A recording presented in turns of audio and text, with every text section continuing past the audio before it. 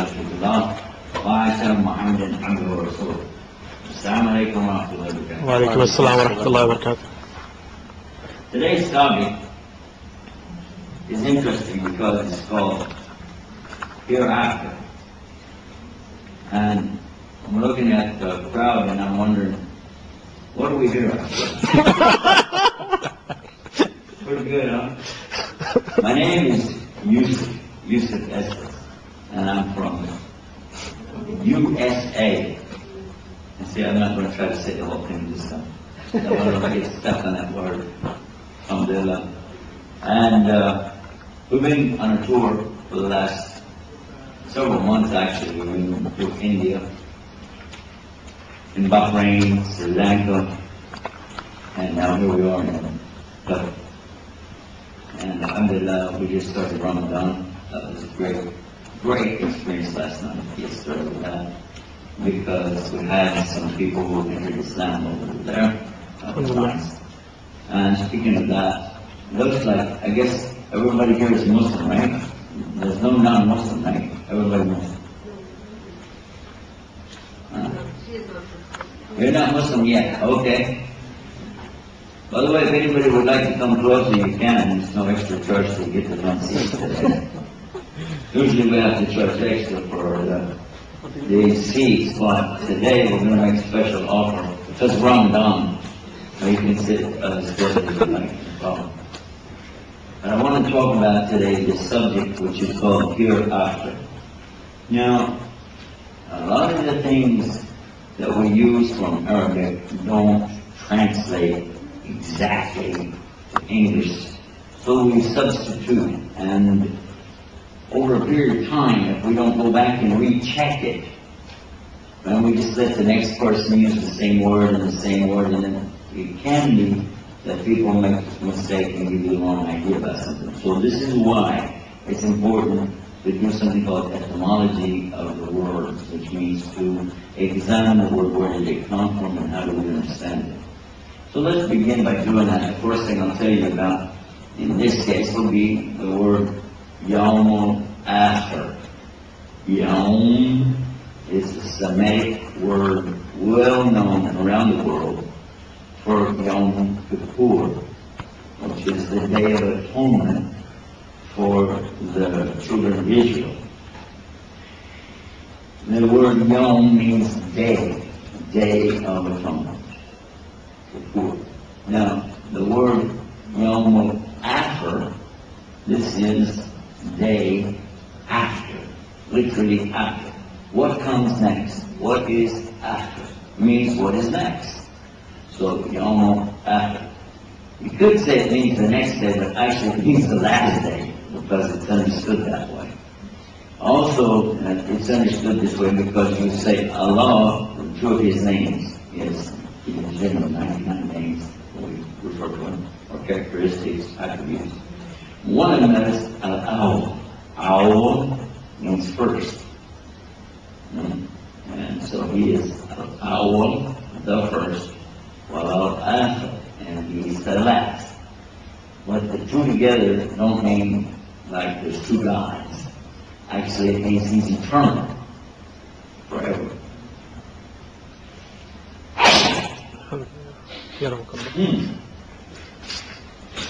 Must be learning to new stuff.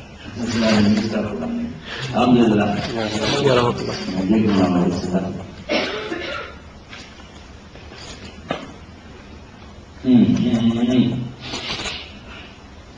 Alhamdulillah. What I was telling you about is the meaning of the word, so that you understand that this is the word that we're going to use when we say Yom After. It can also mean the day after everything happened. We're going to talk about that in just a minute, so you can see what that's like. There have been some movies lately, by the way, about the subject of apocalypse now, things of the last days, and things, relative to that. And some interesting scientific fiction, sci-fi movies. Maybe you've seen some of those. But what I want to refer to really is going to be based on the teachings from a religious point of view, from the Hebrew religion, which is Judaism, the Christian religion, and then Islam. In the Old Testament, or the Torah, you will find references to things that are going to happen way in the future. There's the book of Daniel, and it has some predictions in there about some events that are going to take place. There's the book of Isaiah, also has some predictions. And then they're presented in the form of analogies. So what happens is, if you read these analogies as stories, you have to kind of read in exactly what was the meaning of it. Now, Allah subhanahu wa ta'ala gives this in the Quran as well, these comparisons that He offers, method, and He gives something like it so you can think about it. In regard to the New Testament, there are several implications toward the end of the first gospel, which is the Gospel of Matthew. But there's a particular book at the very end of the Bible, the end of the Christian Bible, called the Book of Revelation. In the Book of Revelation, it is full of these kinds of comparisons that you can go back now and read the others and see how it looks like they were related stories, and you can get possibly a little bit more, I won't say you get more meaning, but you'll get more excited at least about these kinds of predictions. They mention things that are coming like horses galloping, or this is part of the apocalypse that they talk about. There are references there of angels coming down. There's references to great turbulence going on in the earth, a great, in Arabic called fitness, a trial or calamities. This is what it's referring to. This is a reference from the two books. I'm talking about the English translation of the Bible. There is no original in the Semitic languages, so you just have to rely on what they have left. And then finally the Quran. Now the Quran is what we're going to really be talking about now. And then all I did was give you a little introduction there. The Quran, this word means what's sent down to us. The meaning of it, though, is from qara'a. It means to recite. For any kind of recitation. It could be somebody who's just reciting, Mary had a little lamb, his fleece is white as snow, and everywhere the Mary went, the lamb was sure to go. That's a recitation. Or a reading. That's also called a reading. Roses are red, violets are blue. Sugar is sweet, and so are you. So you can use these kind of little things to get an idea of a reading. Now it will help you to understand why many years ago, when they translated the Quran to English, they used the word read. But it didn't mean to open a book and say, okay, page 3, this is the introduction. They're meant to do this kind of reading or recitation. That's how they translated this word, Iqra, from the same root as Quran, as read. And if you want to be accurate in today's use of the English language, it is more appropriate to use the word recite.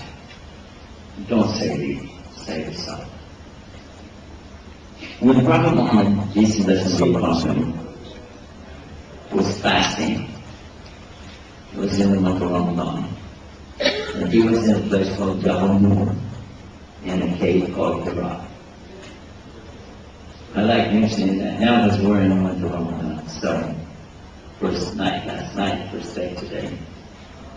And he was just being away from his people because they were very, well, they were pagans and idolaters. They worshipped statues, they worshipped anything.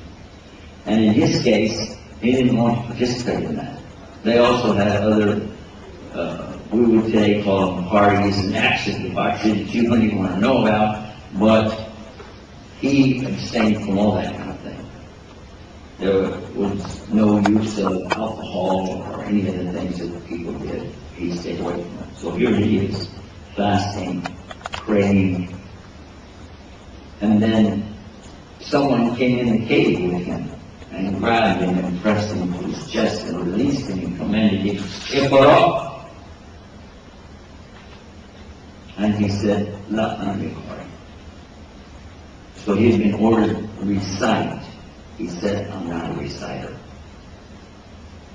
So I want you to get the correct understanding of this, because sometimes in the English translation, they give you the notion that here is Prophet Muhammad, peace be upon him, being ordered to read something, and he goes, "I don't know how to read, I didn't study in school, I don't have education." And then some of the parents even today in some countries use that as an excuse to tell their children they have to go get a university degree because the angel told them to Qur'an. But this is not actually true. That doesn't really work. There are other reasons why we need to be educated, and it's in Islam, yes, but don't use this and twist that around, because it's very beautiful understanding. It's the same angel, the angel Gabriel, that came to him. It's the same angel who also came to Mary. It's the same angel who came to the prophets before. And for instance, in the Old Testament book of Genesis, it talks about Abraham, alayhi salam, and the angel comes to them. And all of this we can relate to real easily and understand that it's one message coming from the same God. And it continues. It's not going to be something new that Prophet Muhammad is coming up with. It's not, it's actually the same thing. And the main message is always the same, which is worship God alone without any partners. It's a very simple, clear message. But that, of course, is the topic of another program. But I want to touch on these things so you can see the relevance of what we're going to talk about with it hereafter. Another word I like to break down when I'm talking about this is the word Allah. Because very often what happens when we're talking to someone, they say, "Well, that's your God. It's not my God." And even if you tell them this is the God of Abraham, the God of Moses, the God of Jesus, peace upon all of them, they'll say, "No, I don't believe you. I don't accept that." In fact, there are some who are going around the universities today trying to make some kind of name for themselves by disclaiming these very clear proofs that we have. And either they don't have the proper knowledge or they just don't really care. Because it's very, very obvious for anyone who would just take a few minutes on one of our websites to get the proper understanding exactly who is Allah. I'm going to give you the address for it, though, so you'll know. God, Allah. Put those two words together, put a dot and a comma after that, you got it. GodAllah.com. Take some time and read about it, because it'll really help you to understand as a Muslim what you believe, also as a non-Muslim, so you can comprehend better what it is that Muslims are talking about. The word Allah comes from a root in Arabic, which does have the meaning of God, G-O-D, Ilah. Ilah is God. But it can be made plural, Alihah. You can say Al-Ilah, and that means the God. But the word Allah does not mean the God. This is often another mistranslation we get from our Arab brothers and sisters. They say, Allah just means the God. But I just told you, Al-Ilah means the God. In fact, Allah is the name of the creator, sustainer of the universe. The one who takes care of us every day. The one who originated everything in the beginning, and the one who will end it all, and then we'll find out about their topic, the Hereafter. He's going to be in charge of all of that. To give the references so that you can check out the information I'm offering you right now, I recommend that you obtain the Bible in the Arabic, called Kitab al-Muqaddas, the Holy Bible, in Arabic.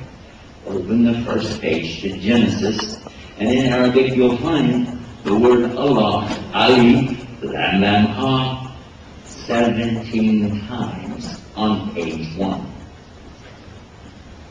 Now, if your circumstances are such that you don't really have access to an Arabic Bible, and you'd like to just verify it real fast, there's a shortcut. Because every hotel and motel on the planet, then almost everyone, when you check in, you go over by the bed, there's this little stand with a light on it. Open the drawer, and what's in there? There's a book. Not Yellow Pages, by the way. Another book. What is the book? The Bible. Is it? In the English, placed there by a group called the Gideon Society. So you take this out and you open it up, now you turn 6 pages, and you look, and they're going to give you samples of all the languages that they've translated this work into. Very industrious guys, by the way. It's a little note for us to realize that if you even go through Muslim countries, you don't find the Quran in any of the places there. But, and maybe Allah will guide us one day too. Anyhow, so we look on that 6th page I was telling you about. The first language they gave you a sample of is from Afrikaans language, from South Africa. The next language after that is Arabic. So you'll see the Arabic language right there, and it's the translation of the verse in the New Testament, chapter, well, first of all, it's a book called John, chapter 3, verse 16. For God so loved the world. Let's stop right there and look. What word did they use for God? Ali, Lam Lam Ha. So you can find out real easy what I just told you. You can prove it to anybody. If it's not Allah, then why did they use that in 50 million Bibles all over the planet? It's the word for Allah, for the Hebrew, and for the Aramaic, and for the Arabic, and it's all related, whether you pronounce it Allah, or Allah, or El, or Ilah. But the name itself, Allah, actually is His name, and it is the only God that's not like anything else. Now, we know that from reading the Quran, but you can know it from the etymology of the word as well. Because in the Arabic language, to make a word plural, you don't put s after it. You know, like toy, bike. So if you said Ilah, you say Alihah. See how there's this Alif comes in, opens up the word a little bit and give you this. Like Masjid, a place to pray. Masajid, places to pray. Got it? And this word though, Allah, you can't make it plural. There's no way to change it to make it more than one. You can't. Another interesting thing is, it's not gender. It's not male and it's not female. Now, when you read the translation, you get confused because you see so many times in Quran where it says Nahnu, which means we. Or when Allah talks about creating, He says Khalaqna, which means we created.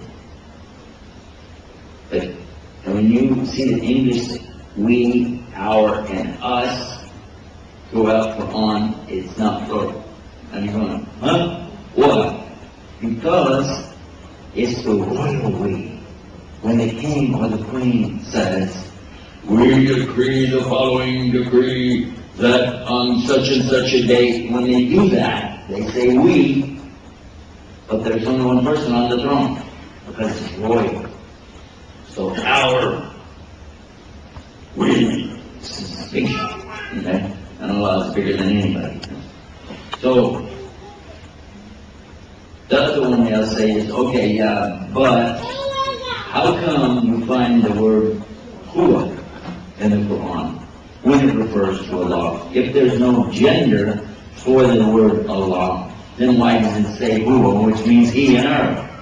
Why doesn't it say he, which is she? Or just it? Well, actually, that's not right either, because there's no respect given if you do that. So Allah uses His name, Allah, and when He says we, our, us, and when He says he or him, referring to Himself, it is not from gender, and it's not from a multiplicity of garments, but rather it is out of respect, honor, dignity, and the royalness of His Majesty. Allah. And I said that, you hardly ever hear me say it like that, because actually they don't think of it that way. But if you think Allah is the only King, He's the only God, so therefore He has the right to the highest distinction. Now that we got that out of the way, Islam, always break this word down. Islam doesn't mean peace. You don't say Islam means peace, because the word in Arabic for peace is what? Salam. People greet you, they say, Salam alaikum, yeah? You've heard Muslims say that, right? Salam alaikum. They don't say Islam alaikum, do they? No, duh. No. So Islam doesn't mean peace. However, there is peace in the world. But you need to know the other four English words that this represents in order to get the right understanding and perception of this word. First, let's go to the root. Again, that's not people like to go to the root. The root is Sinlamine, is Sum. And from there, we have Aslama. Aslama is the verb or action that we talk about when we act as people following Islam.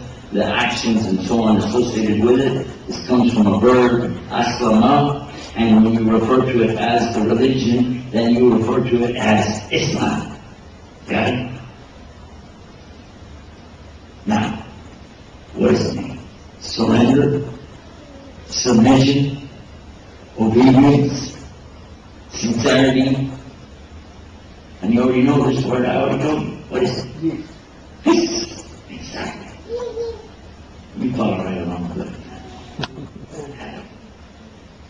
it. Now, if somebody surrenders, I put it in the right order too, by the way. If you surrender, it means you give up. But then, to submit means you're going to enter into an agreement. And it's not just a giving up. The giving up is just like throwing up your hands. It doesn't mean anything, except you're not going to fight. But then when you submit, this is to enter into some kind of agreement or offer something. Like when somebody tells you to submit your work, we'd like to inspect it. That requires you to do something. Submit. The next word that we have here is obey. Because you've agreed to some terms, now you're going to obey what you said you would do, and then it brings you logically to the fourth word, which is sincere. You're going to do it from your heart sincerely, not just joking around. And you can test yourself on this subject rather easily, actually. If you find yourself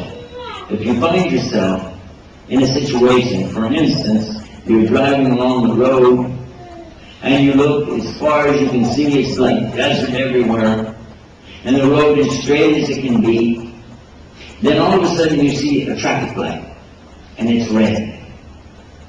Now, if your mind tells you, oh, that's just an old broken traffic light, it must be, because why would it be red? You know, and it's out here in the middle of nowhere, and I'm not going to stop because I'm doing 80 miles an hour, and I don't want to waste my gas starting all over. There's nobody coming. Who cares? And you go right by. Well, if you did that, that means you're not sincere. Because when you accepted the agreement of getting the driver's license in the first place, you're supposed to obey the rules. And in the rules it says, if you see a red light, you stop. So, you don't ask why somebody put the red light there, do you? You don't just blow through it, and then when the policeman pull you over, say, okay, now I'm going to ask why. That doesn't work like that. And it also doesn't make very good sense either, does it? So, in the same way, that's how it's understood in the word Islam, that you will surrender, and you're surrendering what? Your free choice. Because all of us have free choice all the time. You can make any choice you want. But, in this case, you're asking Allah, you make the choice. I'll give it to you. Totally. Because look at the words that come after that. Surrender the choice, enter into the agreement, obey the commandments of Allah, and do it for His sake, whether anybody's watching or not. And then, when the result comes, now here's where the peace comes. This is something, even today, Muslims need to focus on this, because it's a very important part of what we're talking about. Something happens to you, and you don't like it. Oh! And so you're going to start complaining about it. Oh! You're going to blame somebody for it. Why? In the beginning, you agreed. You said, I want whatever Allah wants for me. As long as it was good and you were having fun, that's great. But now it turns out you don't like it, so now what? So what? You're not going to obey now? Again, I'm going to refer to today because this is the first day of fasting, so I'm going to mention that again. But suppose somebody is in Islam, they have agreed, I want to follow what Allah wants me to do, and everything's going along just fine until the first day of fasting. I don't mind fasting. Okay. Well, you have to get up early in the morning to eat your food. Oh man, that's too early. 3 o'clock in the morning? Oh, wake up at 6. Wake up at 7. No, it's too late then. We've got to start early. Why? You're questioning him. Why you don't go ask the city planner, how come you put a red light here and a red light over there and a stop sign over there? You just stop. That's your job. That's what you agreed to. You said you would do it. So, now you're fasting during the day and you get hungry and you're going, I want a cookie. No, you can't. You have to wait. Why? Oh, it's hot. By the way, in the country it gets hot, yeah? Really hot? Hot. So let's go out, we're playing and having fun and chasing the ball around and doing everything. I want a drink of water. No, you can't. Why? You're fasting. This means what? You didn't understand. You didn't really understand. You do it because this is what He told you to do. Before I leave the subject and move to the next word, I want to remind myself and all of us a very important subject. When we talk about something which Allah ordered you to do or ordered you not to do, and you question, yes, but I don't see the logic in it. If you question that and you said, I don't see any logic in this, I don't see any reason for me to do that,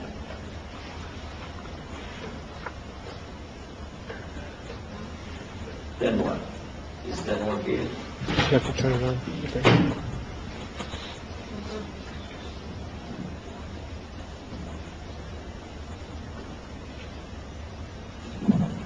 I think it works now. That's better. A little bit echo. I want to take you back with me just for a minute to the very first human being who walked on the earth. This one died. Salat al-Janazah for this one.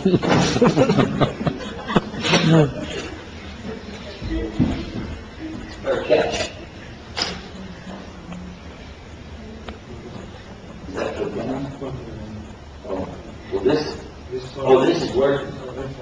Oh, so this is the one that's not working. Oh, that's great. I get to walk on. This is the guy that gave up, huh?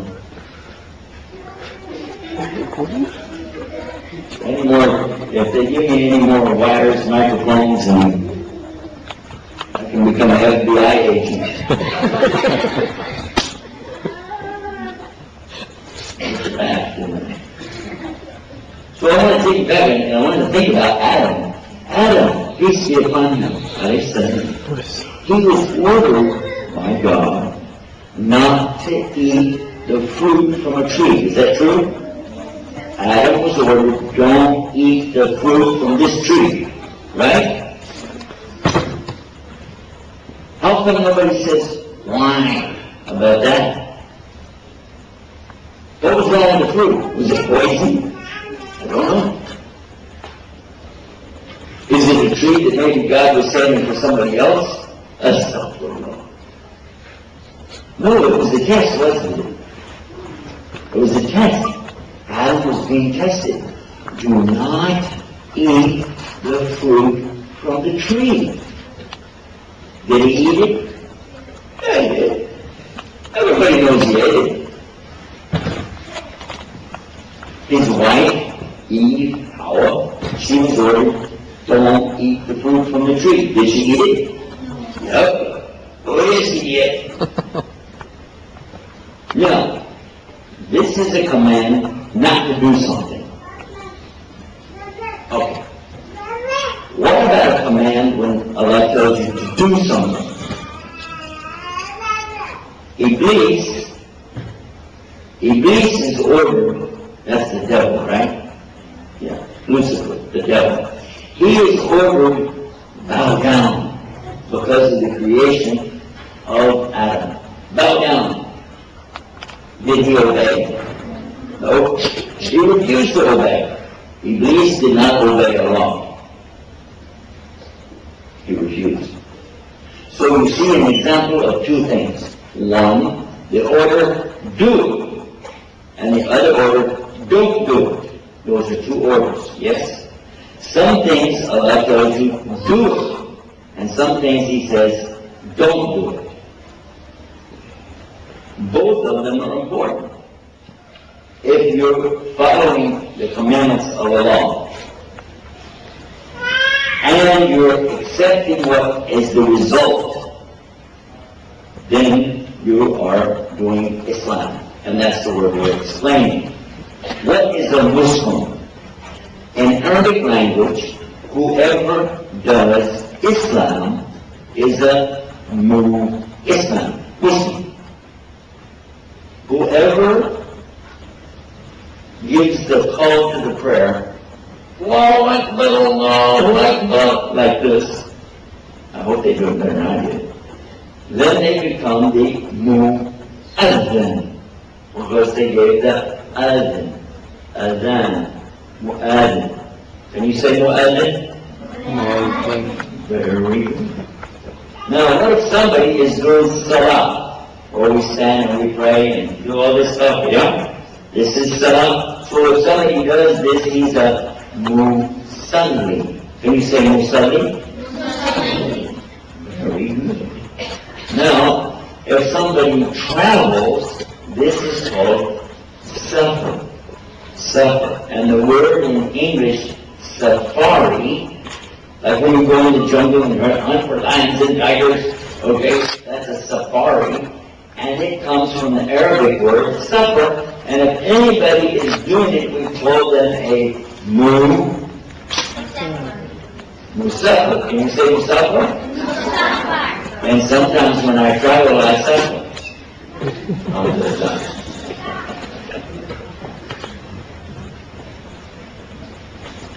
And alhamdulillah, now what we found out is that whoever does an action in Arabic, then we attach the two letters M-U in English, or the letter Mim in Arabic, and it becomes Mu, whatever it is.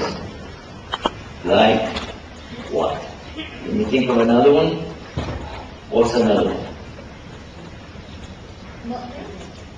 If somebody has Iman, they become Mu'min. Mu'min from Iman, right? That's very good. I'm looking for another one, the word Islam. Whoever does Islam is what? Muslim. Islam. Can you say Muslim? Real fast. Real loud.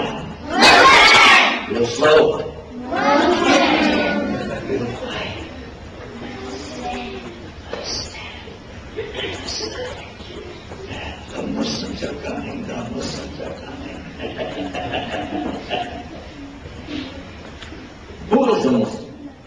And we,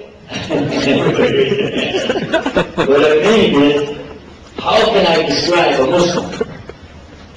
We said anybody who does what God wants him to do is a Muslim, but maybe we still don't understand what a Muslim is. So Prophet Muhammad, peace be upon him, he said that when any baby is born, they are in Islam. They're born on the fitrah of Islam. Got it? So all the babies in all the world are Muslims. Even if their parents are some other religion, like Jewish, Christian, or fire worshiper, the baby is still perfect as a Muslim because the baby is doing the things we talked about. First word is surrender. Gives the choice to Allah. Second word is to submit. And babies always do that. Easy to get along with. And then third, obey, sincere. And nobody's more sincere than a baby. Because they don't have any second agenda. They don't have something hidden in the background. Everything with babies is right out in the open. If they want anything, they're always clear about it, aren't they? Baby wants anything, they'll tell you right away, won't they? Yeah. So, this is what Prophet Muhammad, peace be upon him, taught us. That the condition of a real Muslim, now we're not talking about Muslim, we're talking about Muslim, is to be like a baby. Innocent, clean, pure, and good thoughts. Okay. By the way, somebody might ask you, well, what would happen if a child dies, a little baby, if they die? What happens to them? Well, they all get to go to heaven, and they get to be with Prophet Ibrahim. That's good, isn't it? There's another thing, too. The babies are praying and asking Allah, let my mother come be with me. Let my mother come be with me. That's very nice. I want to come back to our subject now. We've been talking on the topic of these words so that we understand what I'm talking about. The last thing we were going to deal with now is called the Yom Al-Akhir, or the hereafter. In the books that I talked about earlier, in the Bible, the Torah, the Injil, we find the subject for Jews and Christians that there's going to be a last day. And in the last day, everybody's going to be brought back, and they're going to have to stand in front of their Lord, and they're going to be asked about what they did. This is pretty clear teaching. We find the same thing in Islam, no different. Additionally, in the Bible, we find reference to some of the signs of the last day, which will come, and there will be some very traumatic experiences take place. Some very wild things, earthquakes and so on. And then we look to the Quran, and again we find the same thing. So some of these things are the same. But then Islam has some clarification on these things to make it even more clear. One time, the same angel I was talking about earlier, Angel Jibril, can you say Jibril? Alayhi salam. You know what his name is in English? Gabriel. Did you know his name? We call him Gabriel. Yeah. One time, the angel Gabriel, he came to Prophet Muhammad, peace be upon him, and he was talking to him, and he asked him a question. In front of all the people who were there, he said, when is going to be the last day? Actually, he said, when is the hour? But it means the last day. Prophet Muhammad, peace be upon him, said, the one who's being asked doesn't know, and the one asking also doesn't know. It means, I don't know and you don't know. I don't know and you don't know. He said, but the signs, because nobody knows what's going to be. Could be tomorrow. Could be about 1,000 years from now. Or up to Allah, right? We wouldn't know. He said, but the signs are these. And he gave two exact signs or predictions of something that will happen to indicate it's time for the end. Two things. The first one he mentioned is when a slave gives birth to their own master. And the second one he said, when the Arab desert dwellers, people who live in the desert, the Arabs of the desert, begin to build tall buildings, competing in a contest with each other to make taller and taller and taller buildings. Subhanallah. Now, for the people at that time, I'm sure they went, huh? These two things are not possible. How could anybody give birth to their own master? Because the parents are always the masters. In any civilization, throughout history, the parents are the boss. The parents say something, and the children have to do it. Always. Is that right? But today, we see some things that are a little bit different. Like microphones that don't work.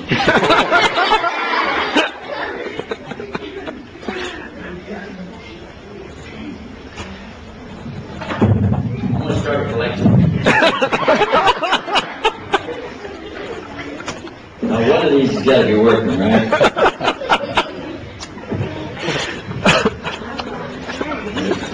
We should paint these different colors and make it look like I'm holding some flowers.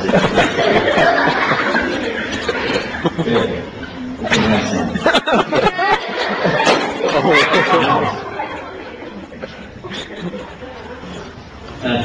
Yeah, that's right. That's good. Okay, here we go.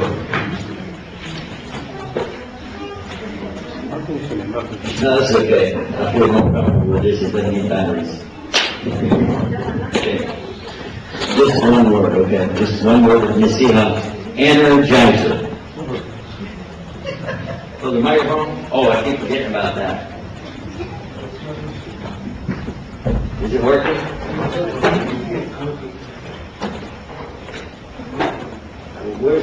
Which one is for the... This is the one for the camera? Come on, go get your own.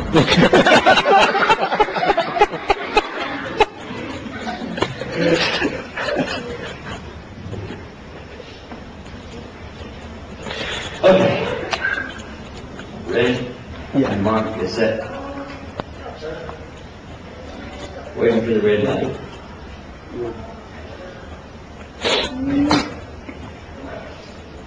There is the red light. Come on.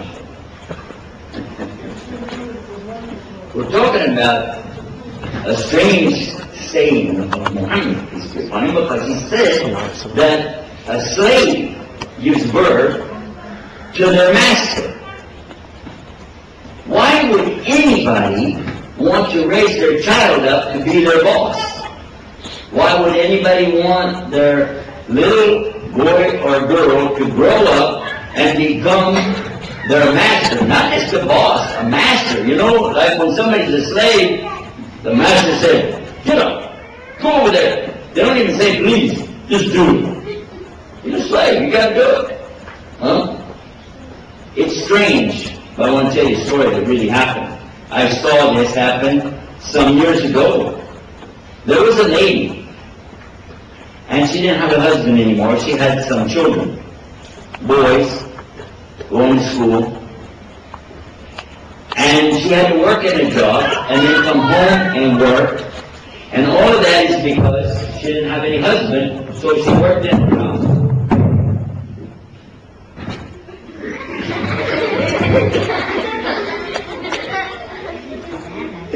That's the real idea.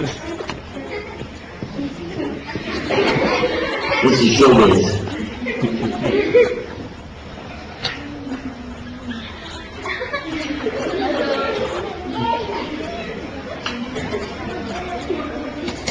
Thank you. Good. Now, can I go back to work? Yeah. I'm going to rip out one of those chairs and bring it up here. Where was I? So, maybe work. Yeah. You guys get to sit down so high. Okay, where was I?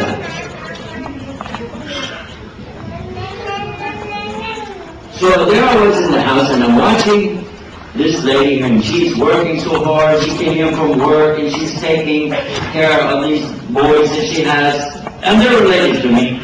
So she came in so tired, and she was carrying a box. And she opened the box for her son, and she said, "Look what I got you today." He said, "Show it to me." Just like I said, and show it to me. She opened it up. He looked in and he said, "What's that?" She said, "These are the tennis shoes. When you start school tomorrow, I got you the new tennis shoes." He said, "This is not the kind. I told you Nike. I told you Nike. Take those out of here." She said, "But they were on sale. I couldn't afford them." "I don't care. Get yourself in the car. Go get those shoes that I told you to get and get back here." That's what he said. 12 years old. Then what happened? She put her head down like this and said, "Okay." And she went back to the car. And I'm sitting there with these guys, and she went off to go get the shoes. Pretty nice, huh? By the way, I know when she was young, she used to talk to her parents like that. And there's something Prophet Muhammad, peace be upon him, taught us. How you treat your parents is how Allah is going to give you children. That's how they're going to treat you. If you want children to be bad to you and hurt you and insult you, then be bad to your parents, because it's going to happen to you. But if you want children to be good to you, you want your children to treat you good, and you be good to your parents. That's the order from Allah. Even at the time, thousands of years ago, with Moses, obey your parents, honor your parents, respect your parents. This is in the Bible. The same comes with Jesus 2,000 years ago. Honor your parents, respect your parents, do what your parents tell you to do. And then in the Quran, Allah makes it an order on you. You must obey your parents. You have no option. You must obey your parents in everything, except if they want you to worship somebody other than Allah. Got it? But now let's look at the story that happened when I told you about the hadith or story that Prophet Muhammad, peace be upon him, said it. A slave is going to be in the control of their own child. And then the other part. Can you imagine a desert? Now what is a desert? It's just sand, isn't it? There's nothing there, just sand. Oh, sometimes there'll be a little, piece of something growing out there, but not much. Maybe a lizard here or there, or a buzzard, but not much else. That's a desert. So when you have that much land, if you build anything, it's probably going to be a tent, isn't it? And in fact, that's what the people living in the desert used to build. They put tents up, didn't they? Now, how many levels in a tent? How many stories in a tent? One. Duh. Everybody knows that, right? Can you imagine somebody building a tent with a roof and another one up on top of that? And get an elevator in your tent? Get a stairway in your tent? That's silly, isn't it? So when Prophet Muhammad, peace be upon him, told us that we're going to be like in competition to build tall buildings, probably the people said, "Huh? In the desert? Really?" Because in the desert, even if you want to build a whole lot, you can build it wide. It's easier to build a building with only one floor and just go wide with it, real wide, as wide as you want to go. Easy. Why would you build it up when it costs so much more money to put a building on top of a building on top of a building? And the higher you put it, the more you have to have a good foundation deep, deep, deep in the ground. Otherwise, the building will just fall They won't do that. So it costs so much money to build up. It's a lot of construction. Oh, and by the way, it's a lot more work. And the last thing you want to do in the desert is work. Why? Well, let's see, it's real hot and there's no water. Right? So when he said, look what's going to happen in the last day, slave gives birth to the master. An Arab desert road. By the way, he mentioned the Arabs. But there's other deserts in the world. You know that? There are other deserts. I'm from Texas. We have a desert. Arizona has a desert. California has a desert. Real deserts. In fact, we have a valley, which is the desert. It's so lifeless. There's nothing there. They call it the Death Valley. I want to go there. And nobody's building any buildings in Death Valley. And in fact, listen to this. There's also a desert near the North Pole by Alaska. You know that? Yes. Because there's different kinds of deserts. No. Some deserts are not hot, but they still don't have any life. They can still be dry. And they have deserts even up north where it's cold. But nobody's building any buildings in deserts except one place. Who can tell me where it is? In an Arab peninsula called what? Arabia. Can you say Arabia? Arabia. Say it with the Ayn. Arabia.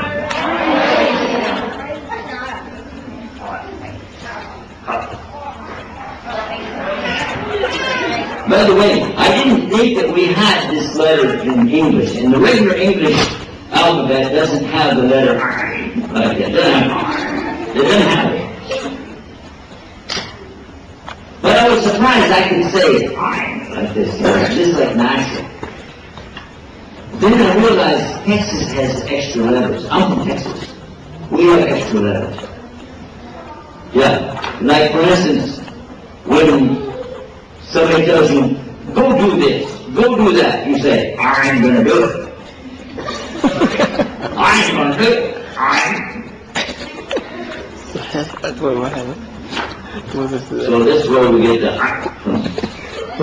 Okay. But then your mother comes in and she says, the other letter, Zah. We also have that one. Oh yeah, you're going to do it.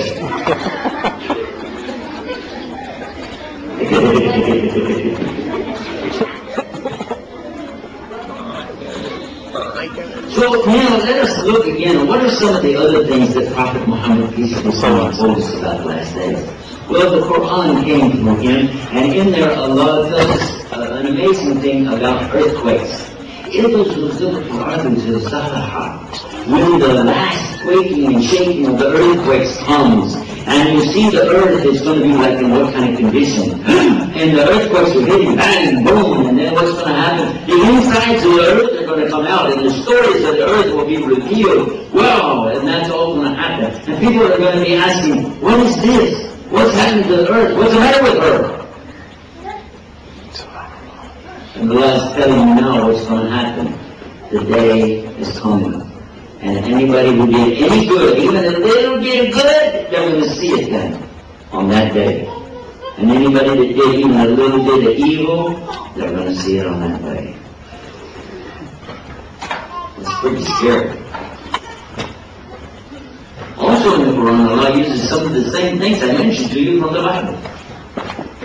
Talking about the feet of the horses stamping on the ground as they're moving. Scary.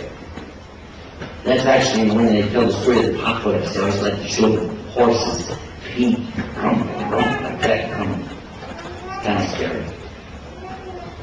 I like that. Oh. You know this one? Read it. But I'm going to tell you another thing that Prophet Muhammad, peace be upon him, told us. He said in the last days, people will be trying to talk to the animals in the sea. That sounds funny, doesn't it? Can you imagine somebody walk over to the river and goes, hey bro, what up? No, come on.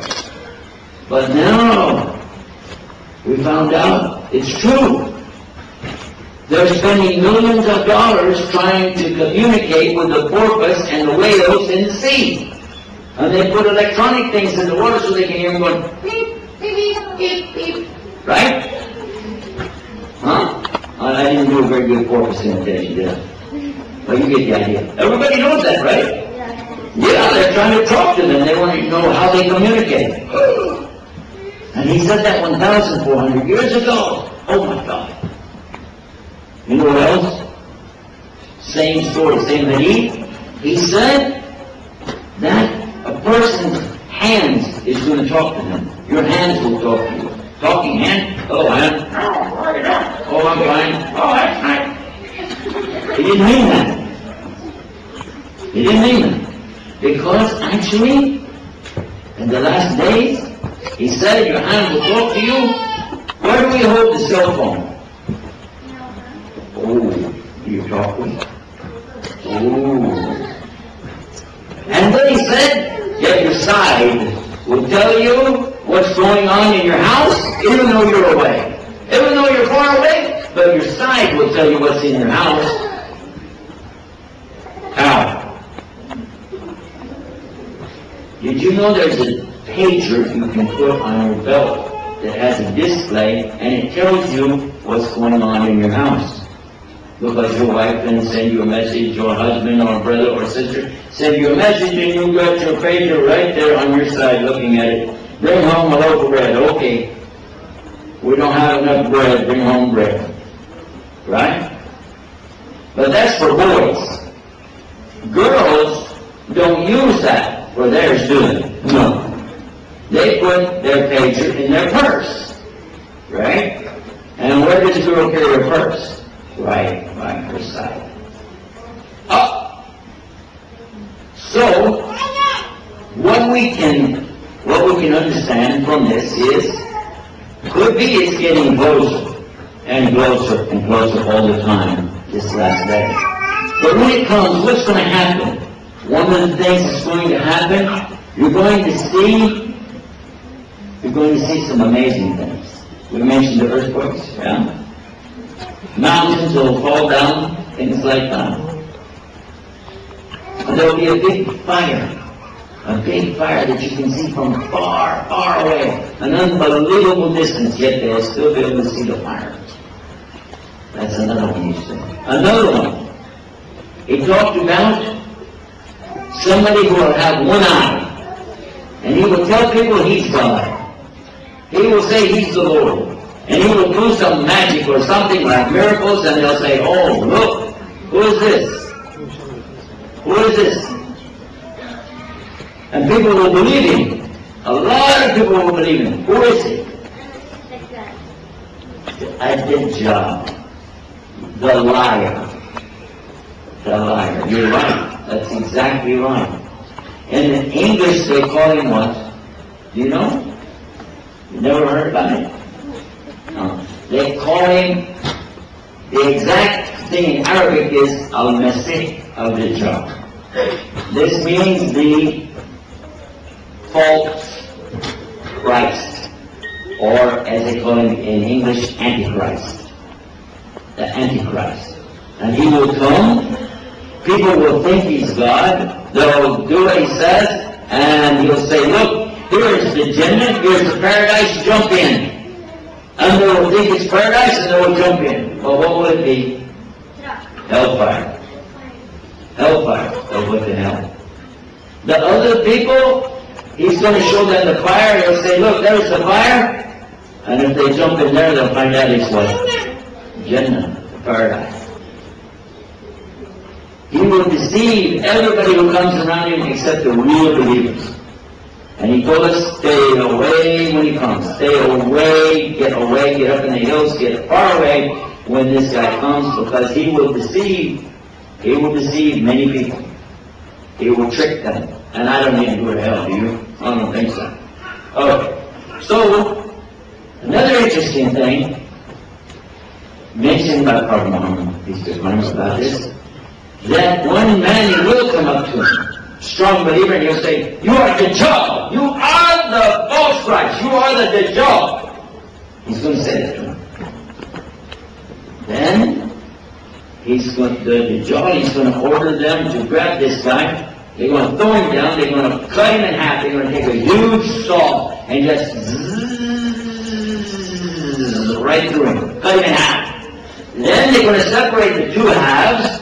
Dajjal will walk through and come back between the two halves, and then he'll command the two parts to come back together, and then he'll give him order to stand up, and he will stand back up, and he'll be alive again. He'll say, now who do you say I am? He said, now more than ever I know you are the Dajjal. And he will be thrown into the fire, which is really the what? Jannah. So be careful when this takes place. When that happens, you don't want to be there. That's the whole thing. There are many signs Prophet Muhammad mentioned about the last days. Would you like to know more about them?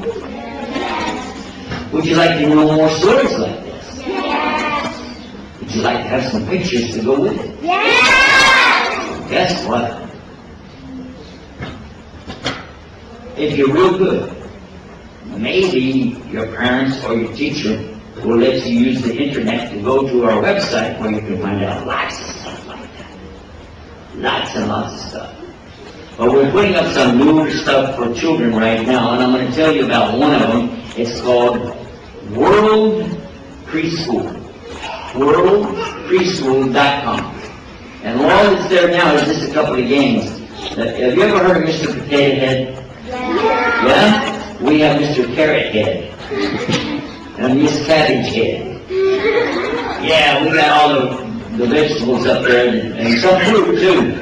You can find a pear over there. And just have some fun and use the internet. You can move around, change their faces, and put the eyes and nose, everything on them. That's over there. And soon we'll be having some things about the other information I talked about today. Also, there's another website. It's called islamweb.net, islam-web.net. And then go to the kids section over there, and you'll find lots of stuff in Arabic language. Anybody know Arabic? Raise your hand if you know Arabic. Oh, everybody knows it. Almost everybody. Okay, so be sure and check out that. It's the kids section on that website. And then I can give you a list of a bunch of them. There's Chat Islam, Watch Islam, Hear Islam. We've got God, Allah. We mentioned that one earlier. And 911 Bible, 99 Islam. But listen to this one. Have you heard about YouTube? We have YouTube Islam. YouTubeislam.com. And you can load up your own videos, and then everybody around the world can see it. In fact, even this program that we're recording right now can be made on the DVD and then uploaded to YouTubeislam.com. That's it. Now, what if you forget all of this when you get home and you say, oh, I can't remember, they were too hard, I can't remember all of that. Well, I'm making it easy for you. Because I have another website that has a list of all these websites. It's called Share. Can you spell Share? S-H-A-R. Don't get ahead of me here. Too fast. I'm from Texas. We go real slow. S-H-A-R.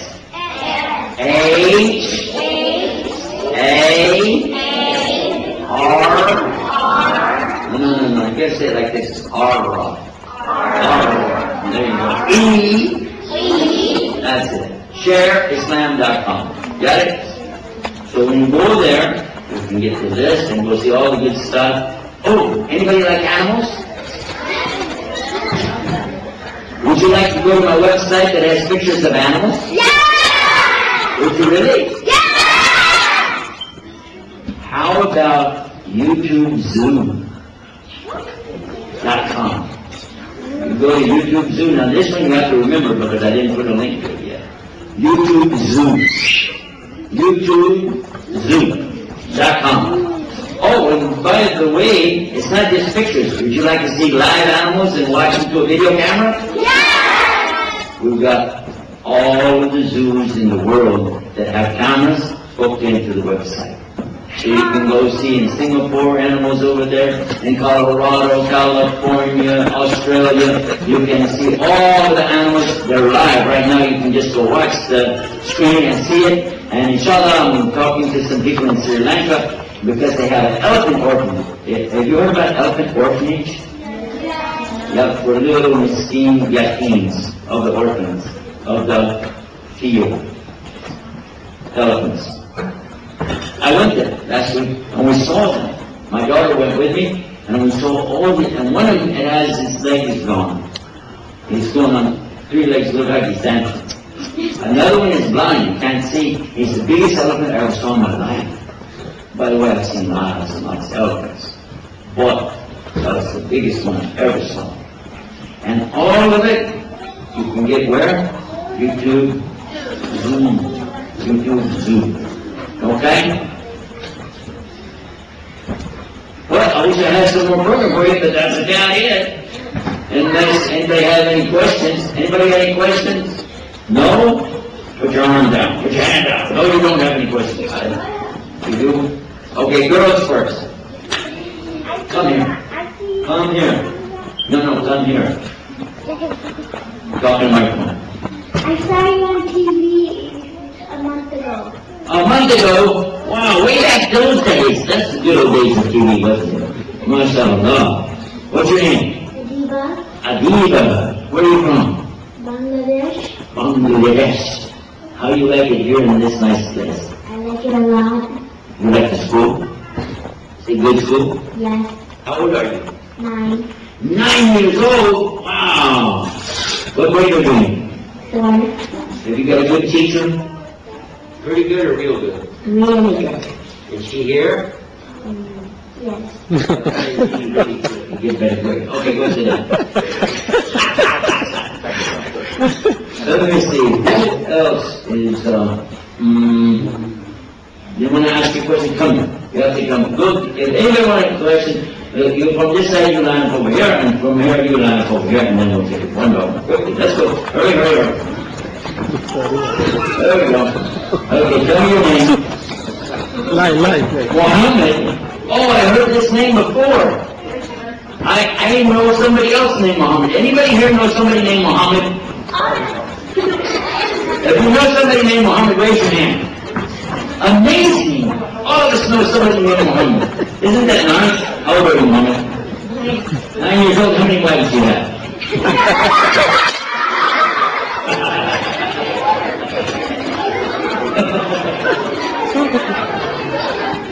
Okay, what grade are you in? Grade 4. 4th grade? Oh, wow. Who's your teacher? She's Marissa. Yeah, is she a good teacher? Yeah. Is she here? Yeah. You don't have to say the truth, though. You say the truth, won't you? Okay? You still have your own? Okay, that's cool. You get good grades? Yeah. You do? MashaAllah. What's your question? Do you have any books you can give us? You want to give you a book? If you go to the internet, you can print out all of our stuff in book form. It's too hard for me to carry all the books to the airport for you, you know what I mean? So put it on the internet, print it out, make it like a DVD, what do you call it, PDF files, and then put it on a DVD. Got me? Nice to meet you. Hold on a second. Nice to meet you, man. This is Muhammad, by the way. MashaAllah. MashaAllah. Everybody knows him. 9 years old, no wives yet, working on it. What's your name? And how old are you? 10 years old? MashaAllah. What grade are you? 4th grade? Oh, very good. You get good grades? All right. Yes. MashaAllah. You have a question? Yes.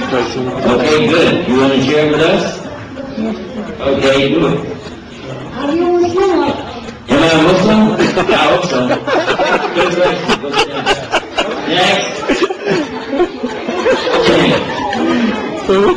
What? Ibrahim. How old are you, Ibrahim? 10 years old?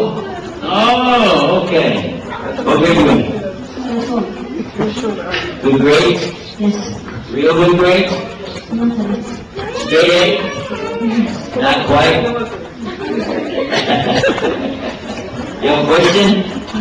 What's the question? When did you learn Islam? When did I learn Islam? I'm still learning today, right this minute. I'm learning more all the time. But I started learning about 16 years ago. Yeah, so I'm 6 years ahead of you. Nice to meet you, man. This is Ibrahim. Ibrahim, right here. He says, oh, MashaAllah. Who's your teacher? Is he a good teacher? Is he here right now? In the room? Yeah, he's really a good guy, right? Okay. Well, you keep working on that. School grades, get them all the way up to straight A's, okay? Give me 5. All right. See you later. Okay, next. What's your name? Khalid. Khalid bin Walid, mashallah. Nice to see you, man. How old are you? 9 years. 9 years old? You going to school here or just hanging out? You're going to school, okay. What kind of car do you have? Mitsubishi, my kind of guy. Is it red? Oh, okay, well, that's okay. We'll do it with red today. You got a question for us? Yes. What's your name? What's my name? Oh, my name is Puddin' Kane. Ask me again, I'll tell you the same. Give me 5. My name is Yusuf. Can you say Yusuf? Yusuf. That's pretty good. My wife still says Yusuf. I don't know. See you later. Assalamualaikum. What's your name? Sarah. What? Sarah. Sarah. Whoa, this is very famous. You know, Sarah is married to Ibrahim, right? Sarah? Yeah? Is it? You're not married to the Ibrahim, it's just here. She is. Okay, how old are you? 9. 9 years old. What grade? they could call What it grade? for the kids. Ah, that's nice. It seems like I left you in 4th grade. Is anybody here in the 4th grade? Raise your hand. Even this guy?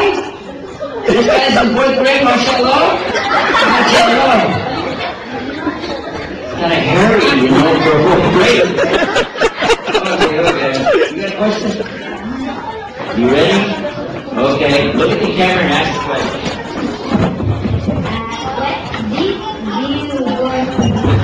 Do I go on TV? Has anybody ever seen my TV show? I guess the answer is what? Am I on TV? We're on TV right now. Huh?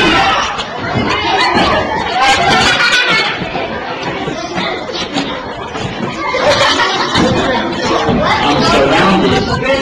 Peace TV. If you know Peace TV? You saw Peace TV? Look at the camera.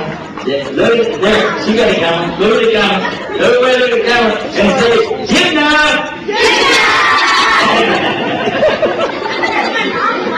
Translation. Talks about cheese.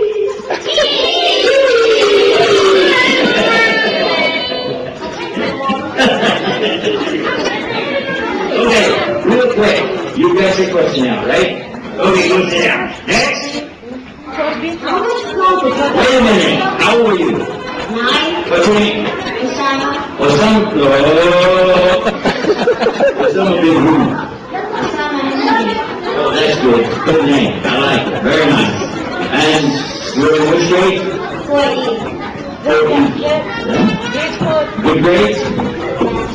Good man. All right. Got a question?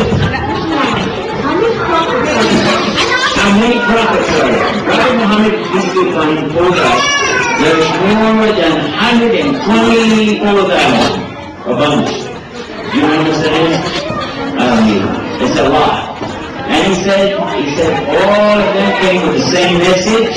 La ilaha illallah. Again, la ilaha illallah. One more time, la ilaha illallah. I can't hear you.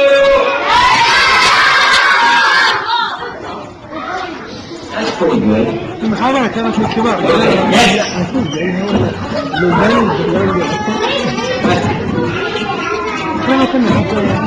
Question starts out with who, what, where, how, or why. Captain Zelina. From Canada? You're from Canada? Oh, I had a pin. I didn't wear it today. I have a pin from Canada, Kentucky. It has both flags.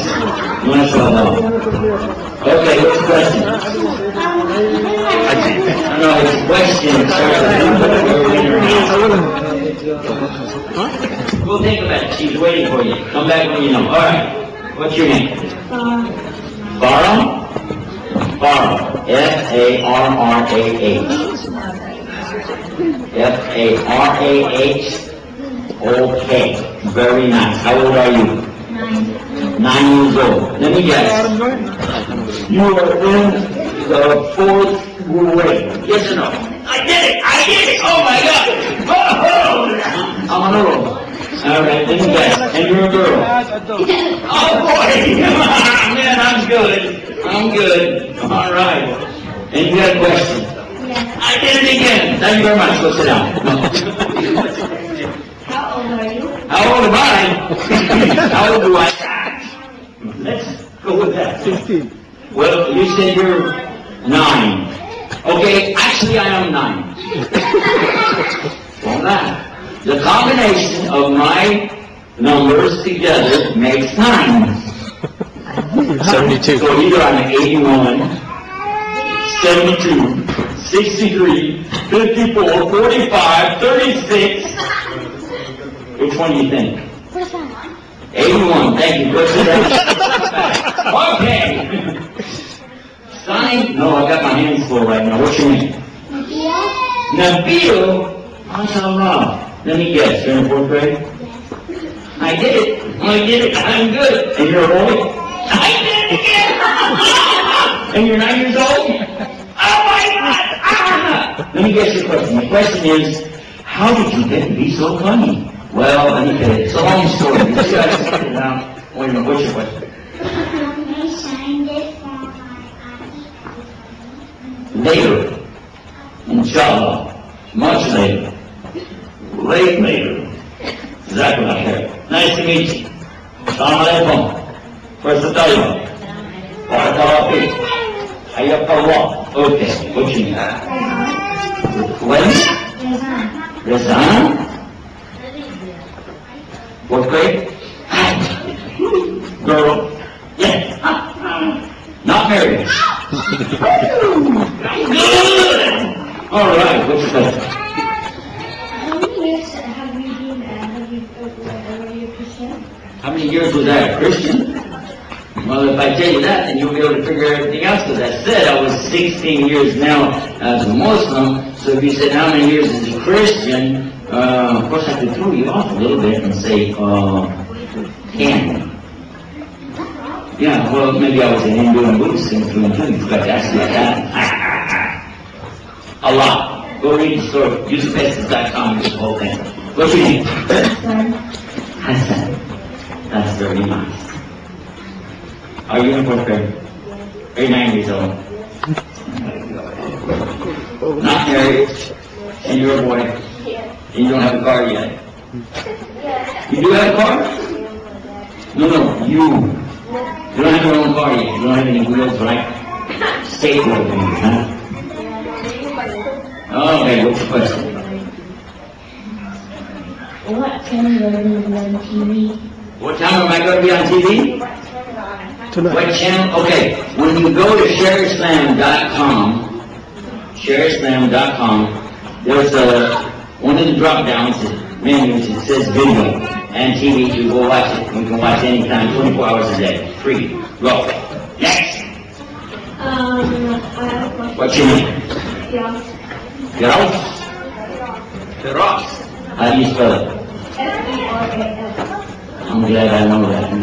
Are you 9 years old? Oh, wait, but 4th grade?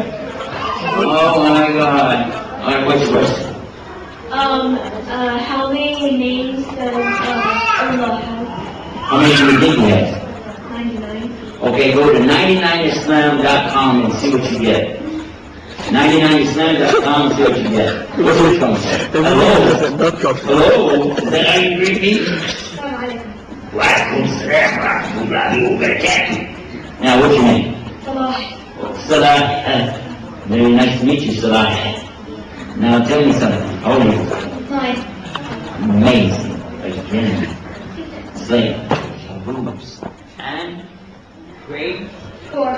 4th grade. Got a question? Who taught you Islam? Who taught me Islam? Allah. And then he teaches. Go read it on the internet. Okay.